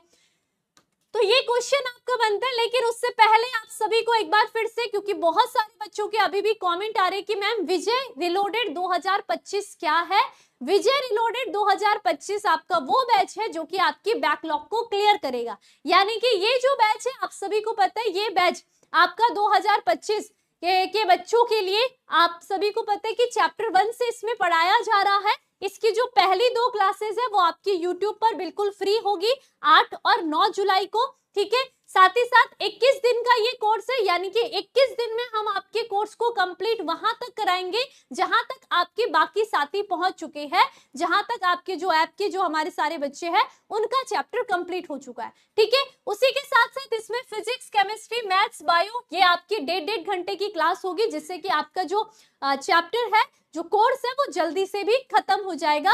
क्लियर? उसी के साथ साथ फ्री डेमो क्लास 8 जुलाई 9 जुलाई को है, और आप सभी को अपने सभी दोस्तों को बताना है कि विजय रिलोडेड 2025 क्या है। ठीक है, आ जाओ। अब आ जाते हैं हम किसमें? परागकोश के बारे में। किसकी संरचना? परिपक्व परागकोश की संरचना कैसी होती है, ये याद करना बहुत इंपॉर्टेंट है। इसके आगे आप देखोगे कि यहीं पर आपने मेल गैमेट को फॉर्मेशन होते हुए देखना है। ठीक है, तो चलिए, हमने कहा ये आपकी क्या है? ये आपका परागकोश है, ये आपका परागकोश होता है, यानी कि आपका एंथर होता है। तो एंथर का जब हम क्या करेंगे? अनुप्रस्थ काट करेंगे। अनुप्रस्थ काट यानी कि हमने क्या करा? इसका क्रॉस सेक्शन करा। ठीक है, अनुप्रस्थ काट करी, तो हम ये देखते हैं कि हमने जब इसके अनुप्रस्थ काट करी तो पराग कोश के अंदर आपको दो पालियां नजर आती है, यानी कि दो लोब नजर आते हैं। ठीक है, कुछ इस तरीके से, एक आपको ये नजर आता है और एक आपको क्या नजर आएगा, ये नजर आता है। तो एक पाली आपकी ये वाली हो गई और एक पाली ए, यानी कि एक पाली ये, एक पाली ये। ठीक है, तो हमने क्या कहा, जो परागकोश होता है वो कैसा होता है, टू लोब स्ट्रक्चर होता है, टू लोब, यानी कि दो इसमें क्या होंगी, पालियां उपस्थित होती है, पालियां उपस्थित होती है। क्लियर बात है। अब इन प्रत्येक पाली में, है ना, प्रत्येक पाली यानी कि एक पाली ये, एक पाली ये, इन प्रत्येक पाली में आपके दो दो चैम्बर यानी कि कोस्ट प्रेजेंट होते हैं। तो मैं यहाँ पर दिखाती हूँ, एक पाली ये रही, इसमें दो ये कोस्ट होते हैं, और एक पाली आपकी ये रही, इसमें ये दो कोस्ट आपने देखे। ठीक है, हमने इनको क्या कहा, हमने अभी तो इनको क्या कहा, कोस्ट कहा। क्लियर, कोस्ट यानी कि चैम्बर कहा। क्लियर, असल में इनको चैम्बर ना कहते हैं, बल्कि इनको हम यहाँ पर क्या कहेंगे, ये जो संरचना होती है ये आपकी क्या होगी, माइक्रोस्पोरेंजिया, यानी कि लघु बीजाणु धानी की संरचना होती है। ये क्या है, लघु बीजाणु धानी की संरचना है। क्या आप सभी को क्लियर हुआ, लघु बीजाणु धानी की संरचना होती है। ठीक है, लघु बीजाणु धानी यानी कि माइक्रोस्पोरेंजिया, माइक्रोस्पोरेंजिया, GI, एक मिनट इसको थोड़ा आगे लिख देती हूँ। ठीक है, नीचे लिख देते हैं इसके। ठीक है, ये क्या है आपकी माइक्रोस्पोरेंजिया, स्पोरेंजिया। क्लियर बात है, ये क्या है आपकी माइक्रोस्पोरेंजिया। तो आपने क्या देखा कि आपका जो टू लोब स्ट्रक्चर जो कि आंथर का है, ये पहले तो आपको ध्यान रखना है, ये दोनों पालियां आपस में किसके द्वारा जुड़ी होती है, संयोजी ऊतक के द्वारा। ठीक है, संयोजी ऊतक के द्वारा जुड़ी होती है, जिसे हमने क्या कहा, कनेक्टिव टिश्यू के द्वारा जुड़ी होगी, कनेक्टिव टिश्यू के द्वारा आपस में दोनों जुड़ी होती है। इनके मध्य में क्या प्रेजेंट है, कनेक्टिव टिश्यू है जो इनको जोड़ने का काम कर रहा है। क्लियर, हमने देखा कि इन दोनों पाली में, प्रत्येक पाली में आपकी दो दो चैम्बर यानी कि कोस्ट प्रेजेंट है, और इन चैम्बर को हम क्या कहते हैं, लघु बीजाणु धानी यानी कि माइक्रोस्पोरेंजिया कहते हैं। क्लियर बात, माइक्रोस्पोरेंजिया है। ठीक है, अब आप देखोगे, जब मैं आपको आगे पढ़ाऊंगी तो आप देखोगे क्या, आप देखते हो कि इस माइक्रोस्पोरेंजिया के अंदर भी कोशिकाएं होती है। इन कोशिकाओं में क्या होगा, यहाँ पर आगे चल करके इन्हीं में से एक कोशिका होगी जिसमें आगे चल करके कैसा होता है, अर्धसूत्री विभाजन होगा। अर्धसूत्री विभाजन यानी कि मियोसिस होता है। ठीक है, मियोसिस होगा, और मियोसिस के बाद आप ये देखोगे, ठीक है, मियोसिस होगा तो उसके पश्चात इस लघु बीजाणु धानी से क्या बनेंगे, सबसे पहले लघु बीजाणु बनते हैं। क्या बनेंगे, लघु बीजाणु बनते हैं, माइक्रोस्पोर बनते हैं, माइक्रोस्पोर बनेंगे। ये हम आगे जब पढ़ेंगे किसकी, युग्मक जनन की क्रिया बनेंगे, तब हम इसमें ये आगे की क्रिया पढ़ेंगे। ठीक है, फिर उसके बाद ये जो माइक्रोस्पोर होते हैं ना, ये भी आगे क्या होंगे, परिपक्व होंगे, परिपक्व होंगे। परिपक्व का मतलब होता है जब ये मैच्योर हो जाते हैं तब ये क्या बनते हैं, पराग कण बनते हैं, पराग कण बनते हैं, यानी कि पोलन ग्रेन बनते हैं। तो अगर हम पोलन ग्रेन को देखते हैं किसी भी पादप में, तो वो जो पाउडर पाउडर फॉर्म होती है वो क्या है, पोलन ग्रेन की ही संरचना होती है। क्या आप सभी को इतनी बात क्लियर है? अब यहाँ पर क्योंकि हम अनुप्रस्थ काट की बात कर रहे हैं, तो हम देखते हैं कि जो लघु बीजाणु धानी है, माइक्रोस्पोरेंजिया है, इसके बाहर भी परतें उपस्थित होती है। परतें यानी कि इसके बाहर लेयर उपस्थित होती है, जो कि इसको क्या करेगी, एक तरीके से प्रोटेक्शन देने का, सुरक्षा देने का काम करती है। ठीक है, तो अब उन लेयर की बात करते हैं। लेयर की बात करेंगे तो देखो कौन कौन सी लेयर है, 4 लेयर आपको देखने के लिए मिलेगी। इस तरीके से होती है, एक लेयर, फिर दूसरी लेयर, फिर तीसरी लेयर, और चौथी ये खुद। ठीक है, इसमें भी ठीक इसी तरीके से, इस तरीके से लेयर होगी, इसमें भी और इसमें भी, सब में लेयर होती है। तो वो 4 कौन कौन सी लेयर है उसके बारे में हम बात करते हैं। तो देखते हैं आगे पेज, हाँ यहाँ पर पेज है। ठीक है, तो हमने कहा कि एक लघु बीजाणु धानी है आपकी, ठीक है, ये मैंने संरचना बनाई लघु बीजाणु, सॉरी ये आपकी परागकोश की अनुप्रस्थ काट है और इसमें हमने कहा कि ये क्या है, आपकी लघु बीजाणुधानी है। ये कौन सी है, ये हमने चार, हम कह सकते हैं कि एक परागकोश में 4 लघु बीजाणुधानी पाई जाती है। ठीक है, क्या बोला हमने, लघु बीजाणुधानी की हमने बात करी। ठीक है, माइक्रो स्पोरेंजिया। ठीक है, लघु बीजाणुधानी को हम क्या कहेंगे, माइक्रोस्पोरेंजिया कहते हैं। और कितनी संख्या में है, 4 संख्या में आपके एक परागकोश के अंदर होती है, एक एंथर के अंदर होती है। ठीक है, अब हमने क्या कहा, इसमें लेयर होती है। क्लियर, लेयर की बात करूंगी, जो सबसे अंदर की लेयर होती है, जो ठीक लघु बीजाणुधानी के ऊपर वाली लेयर होती है, इस लेयर को हम क्या कहेंगे, ये जो आपको लेयर दिख रही है ना, ये पहली लेयर होती है जिसे हमने कहा ये कहलाती है आपकी टैपिटम।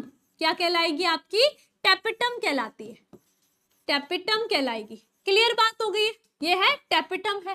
क्लियर, उसके बाद जो ठीक टैपिटम के ऊपर वाली लेयर होती है, उस लेयर को हम यहाँ पर क्या कहेंगे, ये जो ठीक इसके ऊपर वाली लेयर है, उस लेयर को हम कहते हैं, ये आपकी आती है मध्य परत। ये कौन सी होगी, मध्य परत की बात करेंगे, यानी कि ये आपकी हो जाएगी मिडल लेयर, मिडल लेयर होती है।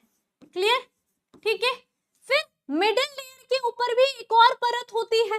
ठीक है, वो जो परत कहलाएगी, इसके ऊपर भी एक और परत है, तो हमने कहा इसके ऊपर एक और परत है जो कहलाती है आपकी अंतःस्थिथियम। क्या कहलाएगी, ये अंतःस्थिथियम। ठीक है, ये क्या कहलाएगी, अंतःस्थिथियम। क्लियर, यानी कि आपका एंडोस्थिथियम कहलाएगी, एंडो आपका क्या कहलाएगी, स्थिथियम। ठीक है, एंडोस्थिथियम। क्लियर, ठीक है, और जो सबसे बाहर की लेयर है, ठीक है, बाहर की लेयर यानी कि ये जो लेयर हम कह रहे हैं, ये जो लेयर है इसे हम क्या कहेंगे, ये कहलाती है बाह्य परत। बाह्य परत यानी कि क्या होगा, ये एपिडर्मिस, एपिडर्मिस कहलाती है। तो क्या आप सभी को क्लियर हो गया है कि लघु बीजाणुधानी में 4 परतों ये इस तरीके से होती है। कॉन्सेप्ट क्लियर हुआ, समझ में आ गया। अब ये चारों लेयर यहाँ पर भी आप दिखा सकते हो, यहाँ पर भी होंगी, यहाँ भी होंगी, यहाँ भी होंगी। तो इस तरीके से परागकोश के अंदर आपकी 4 लघु बीजाणुधानी होंगी। चारों लघु बीजाणु के बाहर आपकी 4 परतें उपस्थित होती है, लेयर उपस्थित होती है। जो सबसे अंदर की लेयर होती है उसको हम टैपिटम कहते हैं।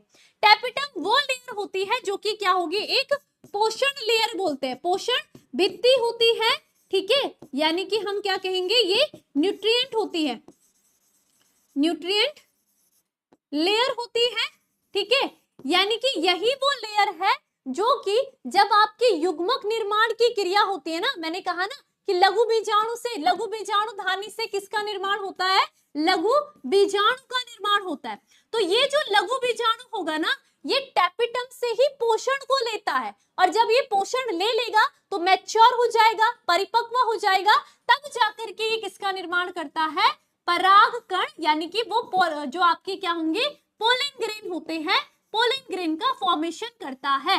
कॉन्सेप्ट क्लियर हो गया है, समझ में आ गया है। तो इस तरीके से ये आपकी क्या होती है, लघु बीजाणुधानी की अनुप्रस्थ काट, या हम कह सकते हैं cross section of anther. Concept clear. आगे जब हम पढ़ेंगे तो मैं आपको बताऊंगी कि इन लेयर का निर्माण कैसे होता है। ठीक है, इस लघु बीजाणु का निर्माण कैसे होगा वो तो हम गैमेटोजेनेसिस में पढ़ेंगे, युग्मक जनन में पढ़ेंगे। ठीक है, उससे परागकण कैसे बनते हैं, इसकी स्ट्रक्चर कैसा होता है, सब हमने पढ़ना है। तो आपको पता चल गया है क्रॉस सेक्शन कैसा होगा। ठीक है, वेरी गुड। अब देखिए हम पीछे देखते हैं, हम यहाँ पर क्या देख रहे हैं कि हमने कहा, ये हमने डायग्राम देखा, क्या टैपिटम आ गया, ये संयोजी आ गया, बाहर देखो ये अंतःत्वचा, ये आपका अंतःस्थितियम, और अंदर क्या है, बीजाणु जनन। ये हम देखेंगे टैपिटम की बात करें। ठीक है, तो इतनी बात आप सभी ने क्लियर रखनी है। तो मुझे लगता है कि आपको क्लियर हो गया होगा। ठीक है, तो चलिए देखते हैं पुष्प की नर जननांग संरचना की जब हम बात कर रहे हैं तो क्या कहा हमने, यह फूल में नर संरचना होती है, पुंकेश्वर 2 भागों से बनता है। कौन कौन सा, तंतु और परागकोश, है ना। तंतु यहाँ पर क्या है, यहाँ पर देखे गए पुंकेश्वर के पतले डंठल है, डंठल जैसी संरचना है, और परागकोश पुंकेश्वर का कौन सा भाग है? शीर्ष भाग है। और इनमें क्या होंगे? पराग होते हैं, यानी कि पराग कण होते हैं। यानी कि this is the main structure in the flower. कौन? स्टेमन जो होगा वो क्या है? मेल स्ट्रक्चर इन फ्लावर, यानी कि फ्लावर में मेल स्ट्रक्चर है। क्लियर? द स्टेमन, स्टेमन यानी कि जो आपका नर संरचना, मेल रिप्रोडक्टिव पार्ट है, the स्टेमन is made up of two parts. कौन कौन से टू पार्ट्स है? The filament and the anther. एक फिलामेंट है और दूसरा क्या है? एंथर का भाग है। ठीक है? The filament seen here are the thin stalk of the stamen, यानी कि जो आपका फिलामेंट है वो एक पतली सी स्टॉक है, पतली सी डंठल जैसी संरचना है। ठीक है? And the anther is the tip of the स्टेमन and the contain pollen. और एंथर क्या है? टिप। टिप यानी कि जो शीर्ष भाग में आपके किसके? स्टेमन के शीर्ष भाग में उपस्थित है। और वो क्या कंटेन करता है? आपके पोलन ग्रेन को कंटेन करता है, पराग कण को कंटेन कर रहा है, उनके रख रहा है। क्लियर बात है? समझ में आ गया आपको ये? ठीक है? अब आइए आगे। ठीक है, ये आपको ध्यान रखना है। अब आज चाहते हैं हम किसकी? पुष्प की मादा संरचना के बारे में पढ़ना। तो जब हम पुष्प की मादा संरचना की बात करेंगे तो ये जो मादा संरचना है, नर संरचना तो क्या है? केवल दो भागों से बनी है, लेकिन मादा हर चीज में आपसे आगे चलती है, वो तीन संरचनाओं से मिलकर बनी है। ठीक है? तो हम बात करते हैं फीमेल रिप्रोडक्टिव पार्ट की, यानी कि मादा जननांग संरचना की। जननांग संरचना की बात कर रहे हैं। क्लियर? ठीक है? Female reproductive part, reproductive part की हम बात करेंगे। क्लियर? तो जैसा कि मैंने कहा, जो फीमेल होती है वो क्या होगी? तीन पार्ट से बनी होती है, यानी कि तीन भाग से मिलकर के बनी होगी। तो पहले हम उसका स्ट्रक्चर देख लेते हैं कि आखिर उनका स्ट्रक्चर कैसे होता है। और मादा का स्ट्रक्चर हर एक बच्चे को आज ही याद हो जाना चाहिए। ठीक है? हम देखते हैं मादा में सबसे ऊपरी भाग कुछ इस तरीके से होता है, फिर एक क्या होता है? पतली सी इस तरीके से नली जैसी संरचना है, और फिर ये क्या है? इसे अंडा आकार की संरचना होती है। देखो तीन भाग है ना। ठीक है? सबसे पहला जो भाग होता है, ये जो भाग होता है, इस भाग को हम क्या कहेंगे? वर्तिकाग्र कहते हैं। वर्तिकाग्र का मतलब होता है स्टिग्मा। स्टिग्मा देखो, स्टिकी स्टिकी स्टिग्मा। मैंने क्या कहा था? जो मादा का चिपचिपा सा भाग होता है वो यही वर्तिकाग्र यानी कि स्टिग्मा का भाग होता है। क्लियर? उसके बाद ये पतली सी सुंदरी सी है ना, पतली सी, तो ये पतली सी जो हमारी होती है इसको हम क्या कहेंगे? वर्तिका कहते हैं। वर्तिका का मतलब है, नाम देखो, वर्तिका यानी कि स्टाइल है, बड़ा उसका स्टाइल, पतली सी, तो ये क्या हो जाएगा? आपकी स्टाइल हो जाएगी। क्लियर बात है? ठीक है? और ये जो अंडे जैसी संरचना आपको दिख रही है, इसे हम क्या कहते हैं? अंडाशय कहते हैं। क्या कहेंगे हम इसे? अंडाशय कहते हैं। यानी कि क्या कहलाएगी? ये ओवरी की संरचना कहलाती है। क्लियर? ये क्या है? ओवरी का स्ट्रक्चर है। तो आपने क्या देखा? जो मादा जननांग संरचना है, female reproductive part of flower क्या है? वो तीन भागों से बना है। एक आपका वर्तिका, स्टिग्मा बोलते हैं, वर्तिकाग्र स्टिग्मा, वर्तिका स्टाइल, और अंडाशय ओवरी। ठीक है? ये ध्यान रखना, जो स्टिग्मा भाग होता है, वर्तिकाग्र भाग होगा, वो चिपचिपा होता है। चिपचिपा होने का रीजन होगा आगे। क्या रीजन होगा? जो नर संरचना परागकण, वो जो पाउडर फॉर्म थे ना, वो यहीं पर आकर के चिपकेंगे। ठीक है? ताकि आगे चल करके निषेचन की क्रिया हो सके। ठीक है? अब बात करते हैं हम यहाँ पर कि अंडाशय के अंदर जब हम झांक के देखेंगे तो इसके अंदर एक और संरचना होती है। तो जब हमने इसकी संरचना देखी तो यहाँ पर एक और संरचना होती है, जो कि क्या होगी? इस संरचना को हम क्या कहते हैं? बीजांड कहते हैं। बीजांड याद रखना, बीजांड यानी कि ओव्यूल हम इसको कहेंगे। क्या आप सभी को कॉन्सेप्ट क्लियर हुआ? ये क्या है? बीजांड की संरचना। मादा संरचना तीन भागों से मिली है, वर्तिका, वर्तिकाग्र, वर्तिका, अंडाशय, लेकिन अंडाशय के अंदर क्या है? बीजांड है। ठीक है? तो वो उसमें नहीं गिना जाएगा, लेकिन बीजांड की संरचना। अब ध्यान से सुनो, मैंने क्या कहा? हम केवल नर में, नर का काम केवल क्या है ना, चाहे हम मनुष्य की बात करें चाहे हम फ्लावर की बात करें, उनका काम है युग्मक बनाने का, लेकिन उसके बाद का जो काम होता है वो सारा फीमेल का होता है। यानी कैसा? निषेचन की क्रिया फीमेल बॉडी में होती है, आगे जो परिवर्तन होगा, यानी कि आगे जो जेनेसिस होगा, जैसे एम्ब्रियोजेनेसिस भ्रूण परिवर्तन होगा, संतति जो बनेगी वो सब फीमेल बॉडी में बनती है। ठीक है, तो इसका स्ट्रक्चर बहुत इंपॉर्टेंट हो जाता है हम सभी के लिए।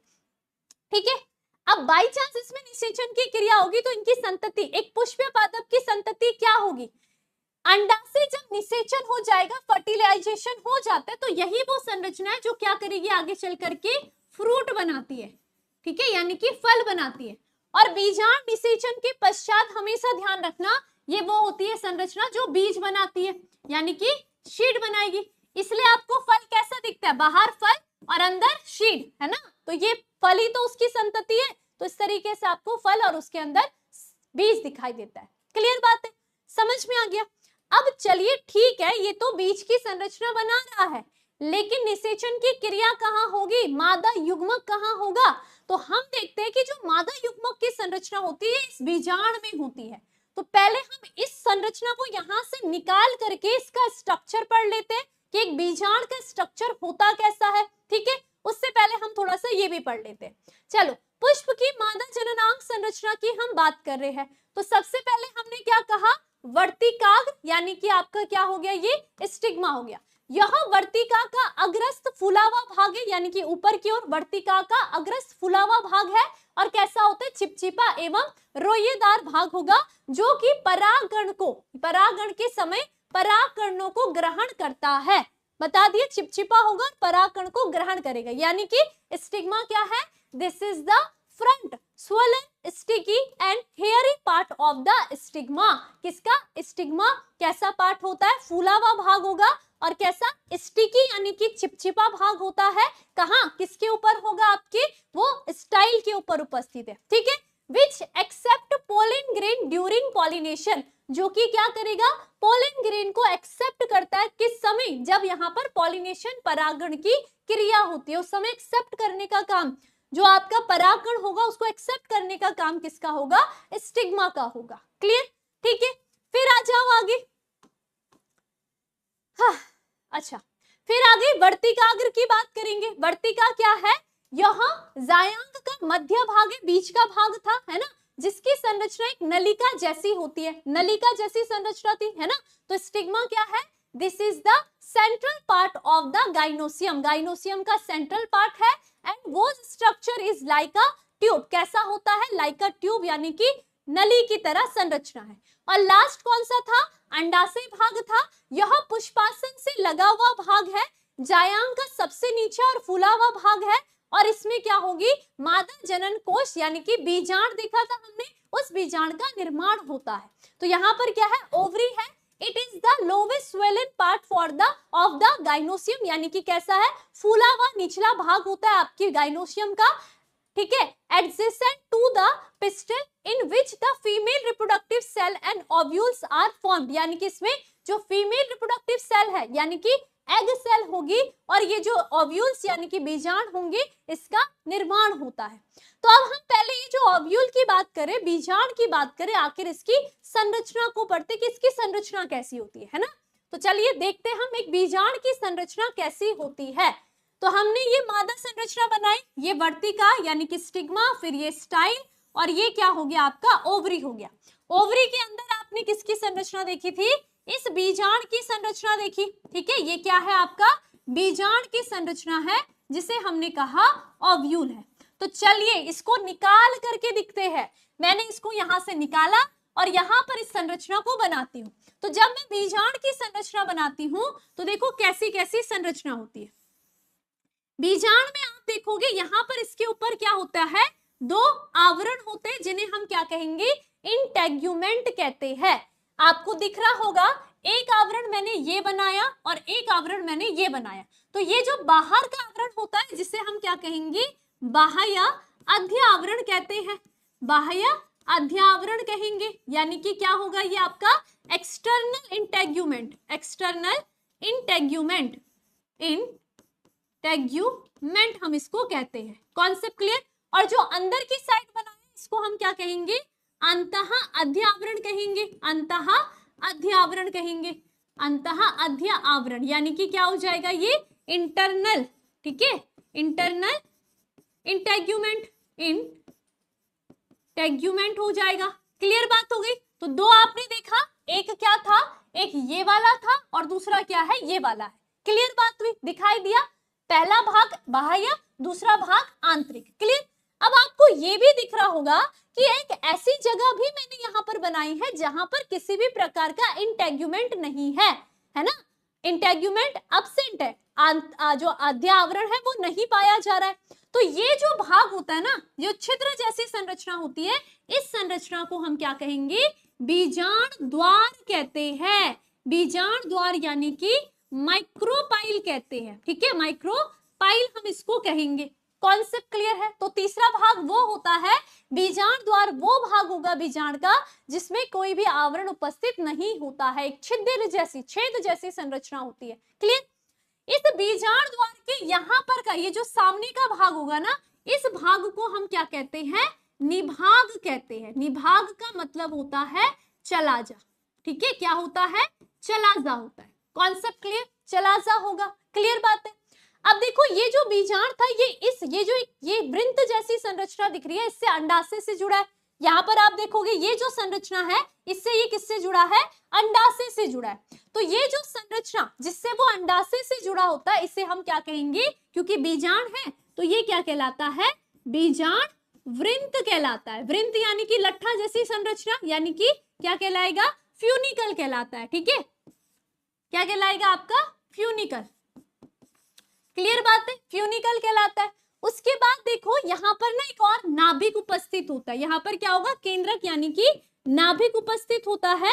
और ये जो नाभिक होता है इसको हम क्या कहेंगे, हाइलम कहते हैं। ठीक है, क्या कहेंगे हम इसको, हाइलम कहते हैं। कॉन्सेप्ट क्लियर, समझ में आ गया। अलग अलग पार्ट, तीसरा भाग ये था, चौथा भाग ये रहा हमने कहा, पांचवा हमने ये पढ़ा और छठवा हमने ये पढ़ा। क्लियर, इतनी समझ में आ गए आपको पार्ट्स के नाम।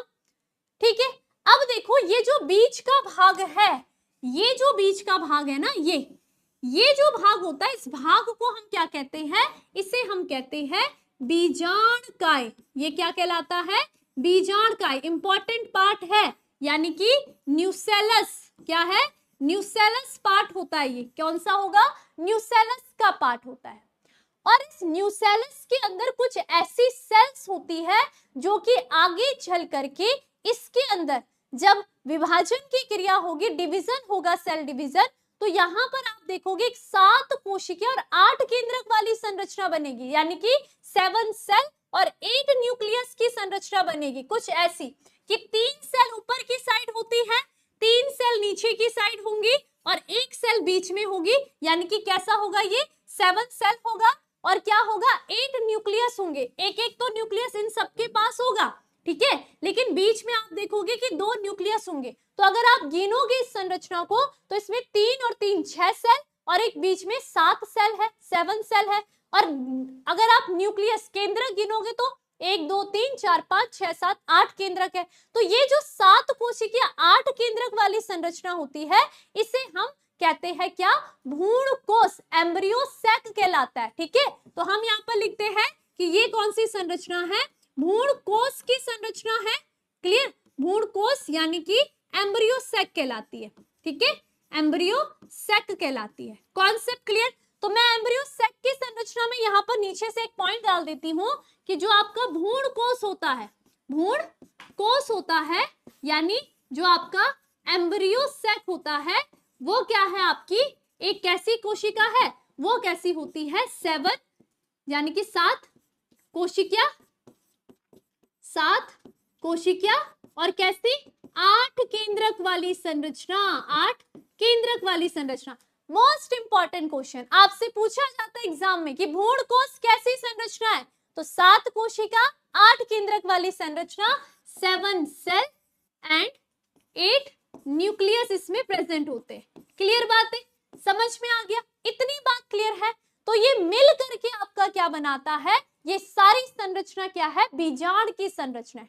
कॉन्सेप्ट क्लियर, बताओ क्लियर है सभी को। ठीक है, सबसे पहले हमने कहा जो बीजांड है उसमें 2 अध्यावरण है, बाह्य आंतरिक, है ना, यानी कि एक्सटर्नल इंटेग्यूमेंट और इंटरनल इंटेग्यूमेंट। जहां पर इंटेग्यूमेंट नहीं है तो उसको माइक्रोपाइल बीजांड द्वार कहते हैं। उसके ठीक सामने क्या होगा, चलाजा निभाग होता है। जो नीचे से वो लट्ठा था जो अंडाशय से उसे जोड़ रहा था वो फ्यूनिकल बीजांड वृंत कहलाता है, और मध्य का जो भाग होगा वो बीजांड काय कहलाता है। बीजांड काय में जब यहाँ पर हम गैमेटोजेनेसिस पढ़ेंगे ना, जब हम मादा युग्मक निर्माण की क्रिया पढ़ेंगे, तब आप क्या देखते हो, इसमें भ्रूण कोश का ये 7 सेल और 8 न्यूक्लियस वाले स्ट्रक्चर का निर्माण होता है, और इन सब का नाम होगा जो हम आगे पढ़ेंगे इन सब के नाम के बारे में। अभी आपको ये स्ट्रक्चर याद होना चाहिए, ठीक है।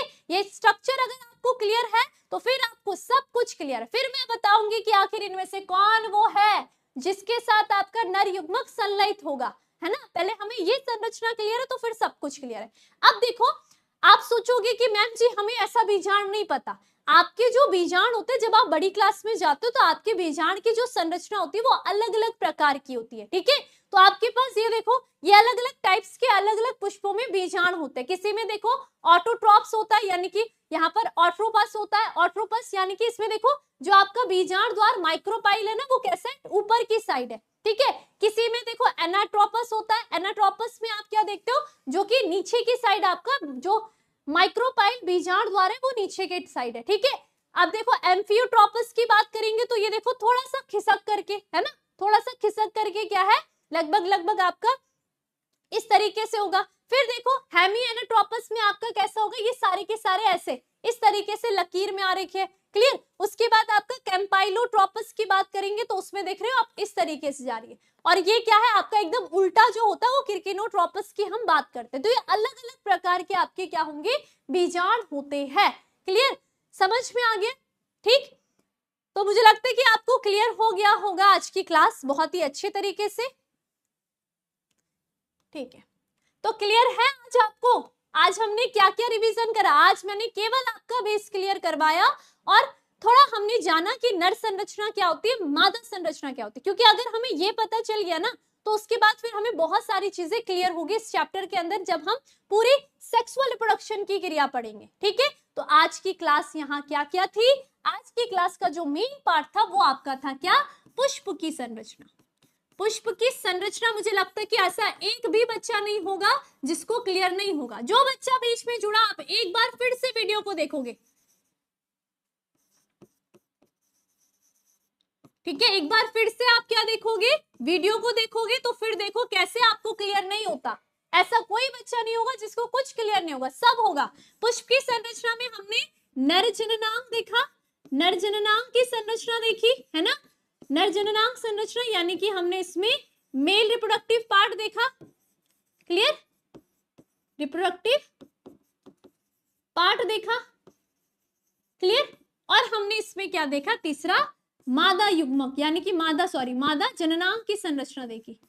मादा जननांग यानी कि आपका क्या हो जाएगा, फीमेल रिप्रोडक्टिव पार्ट की बात करी, फीमेल रिप्रोडक्टिव पार्ट की बात करी। कॉन्सेप्ट क्लियर, ये तीनों के तीनों आपको बहुत अच्छे से क्लियर हो गए होंगे, है ना।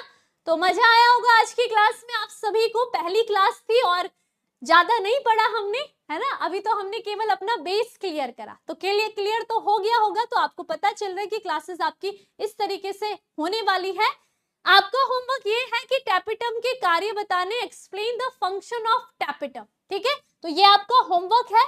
इसी के साथ साथ मैं फिर से आपको बता दूं कि आपका यहाँ पर जो क्या है, जो आपका अगली क्लास है वो आपकी निषेचन पूर्व संरचना में हम युग्मक जनन पढ़ने वाले हैं, युग्मक स्थानांतरण हम पढ़ेंगे। और आपको पता है कि विजय रिलोडेड बैच आपका यहाँ पर YouTube पर आपका 8 और 9 जुलाई को फ्री है, लेकिन आपकी जो क्लासेस चलेंगी वो 21 दिन तक लगातार आपकी ऐप में चलने वाली है, जिसमें कि आपका चैप्टर 1 से रीस्टार्ट हो रहा है। चारों के चारों सब्जेक्ट आपको पढ़ाए जाएंगे, ठीक है। और आप सभी को अपने दोस्तों के साथ शेयर भी करना है। तो आज की क्लास अच्छी लगी होगी तो कमेंट में जरूर बताइएगा, ठीक है। साथ ही साथ जितने बच्चे नए हैं उन सभी का स्वागत है हमारे विद्याकुल परिवार में। और विजय रिलोडेड 2025 बैच आपको पता है कि आपके लिए बहुत ज्यादा इंपॉर्टेंट है, ठीक है। तो कमेंट में जरूर बताइए कि क्लास कैसी लगी। साथ ही साथ लाइक जरूर कीजिए, अपने दोस्तों के साथ शेयर जरूर कीजिए। अब आप सभी से मिलते हैं नेक्स्ट क्लास में आगे के टॉपिक के साथ। तब तक आप सभी के सभी अपना ध्यान रखेंगे।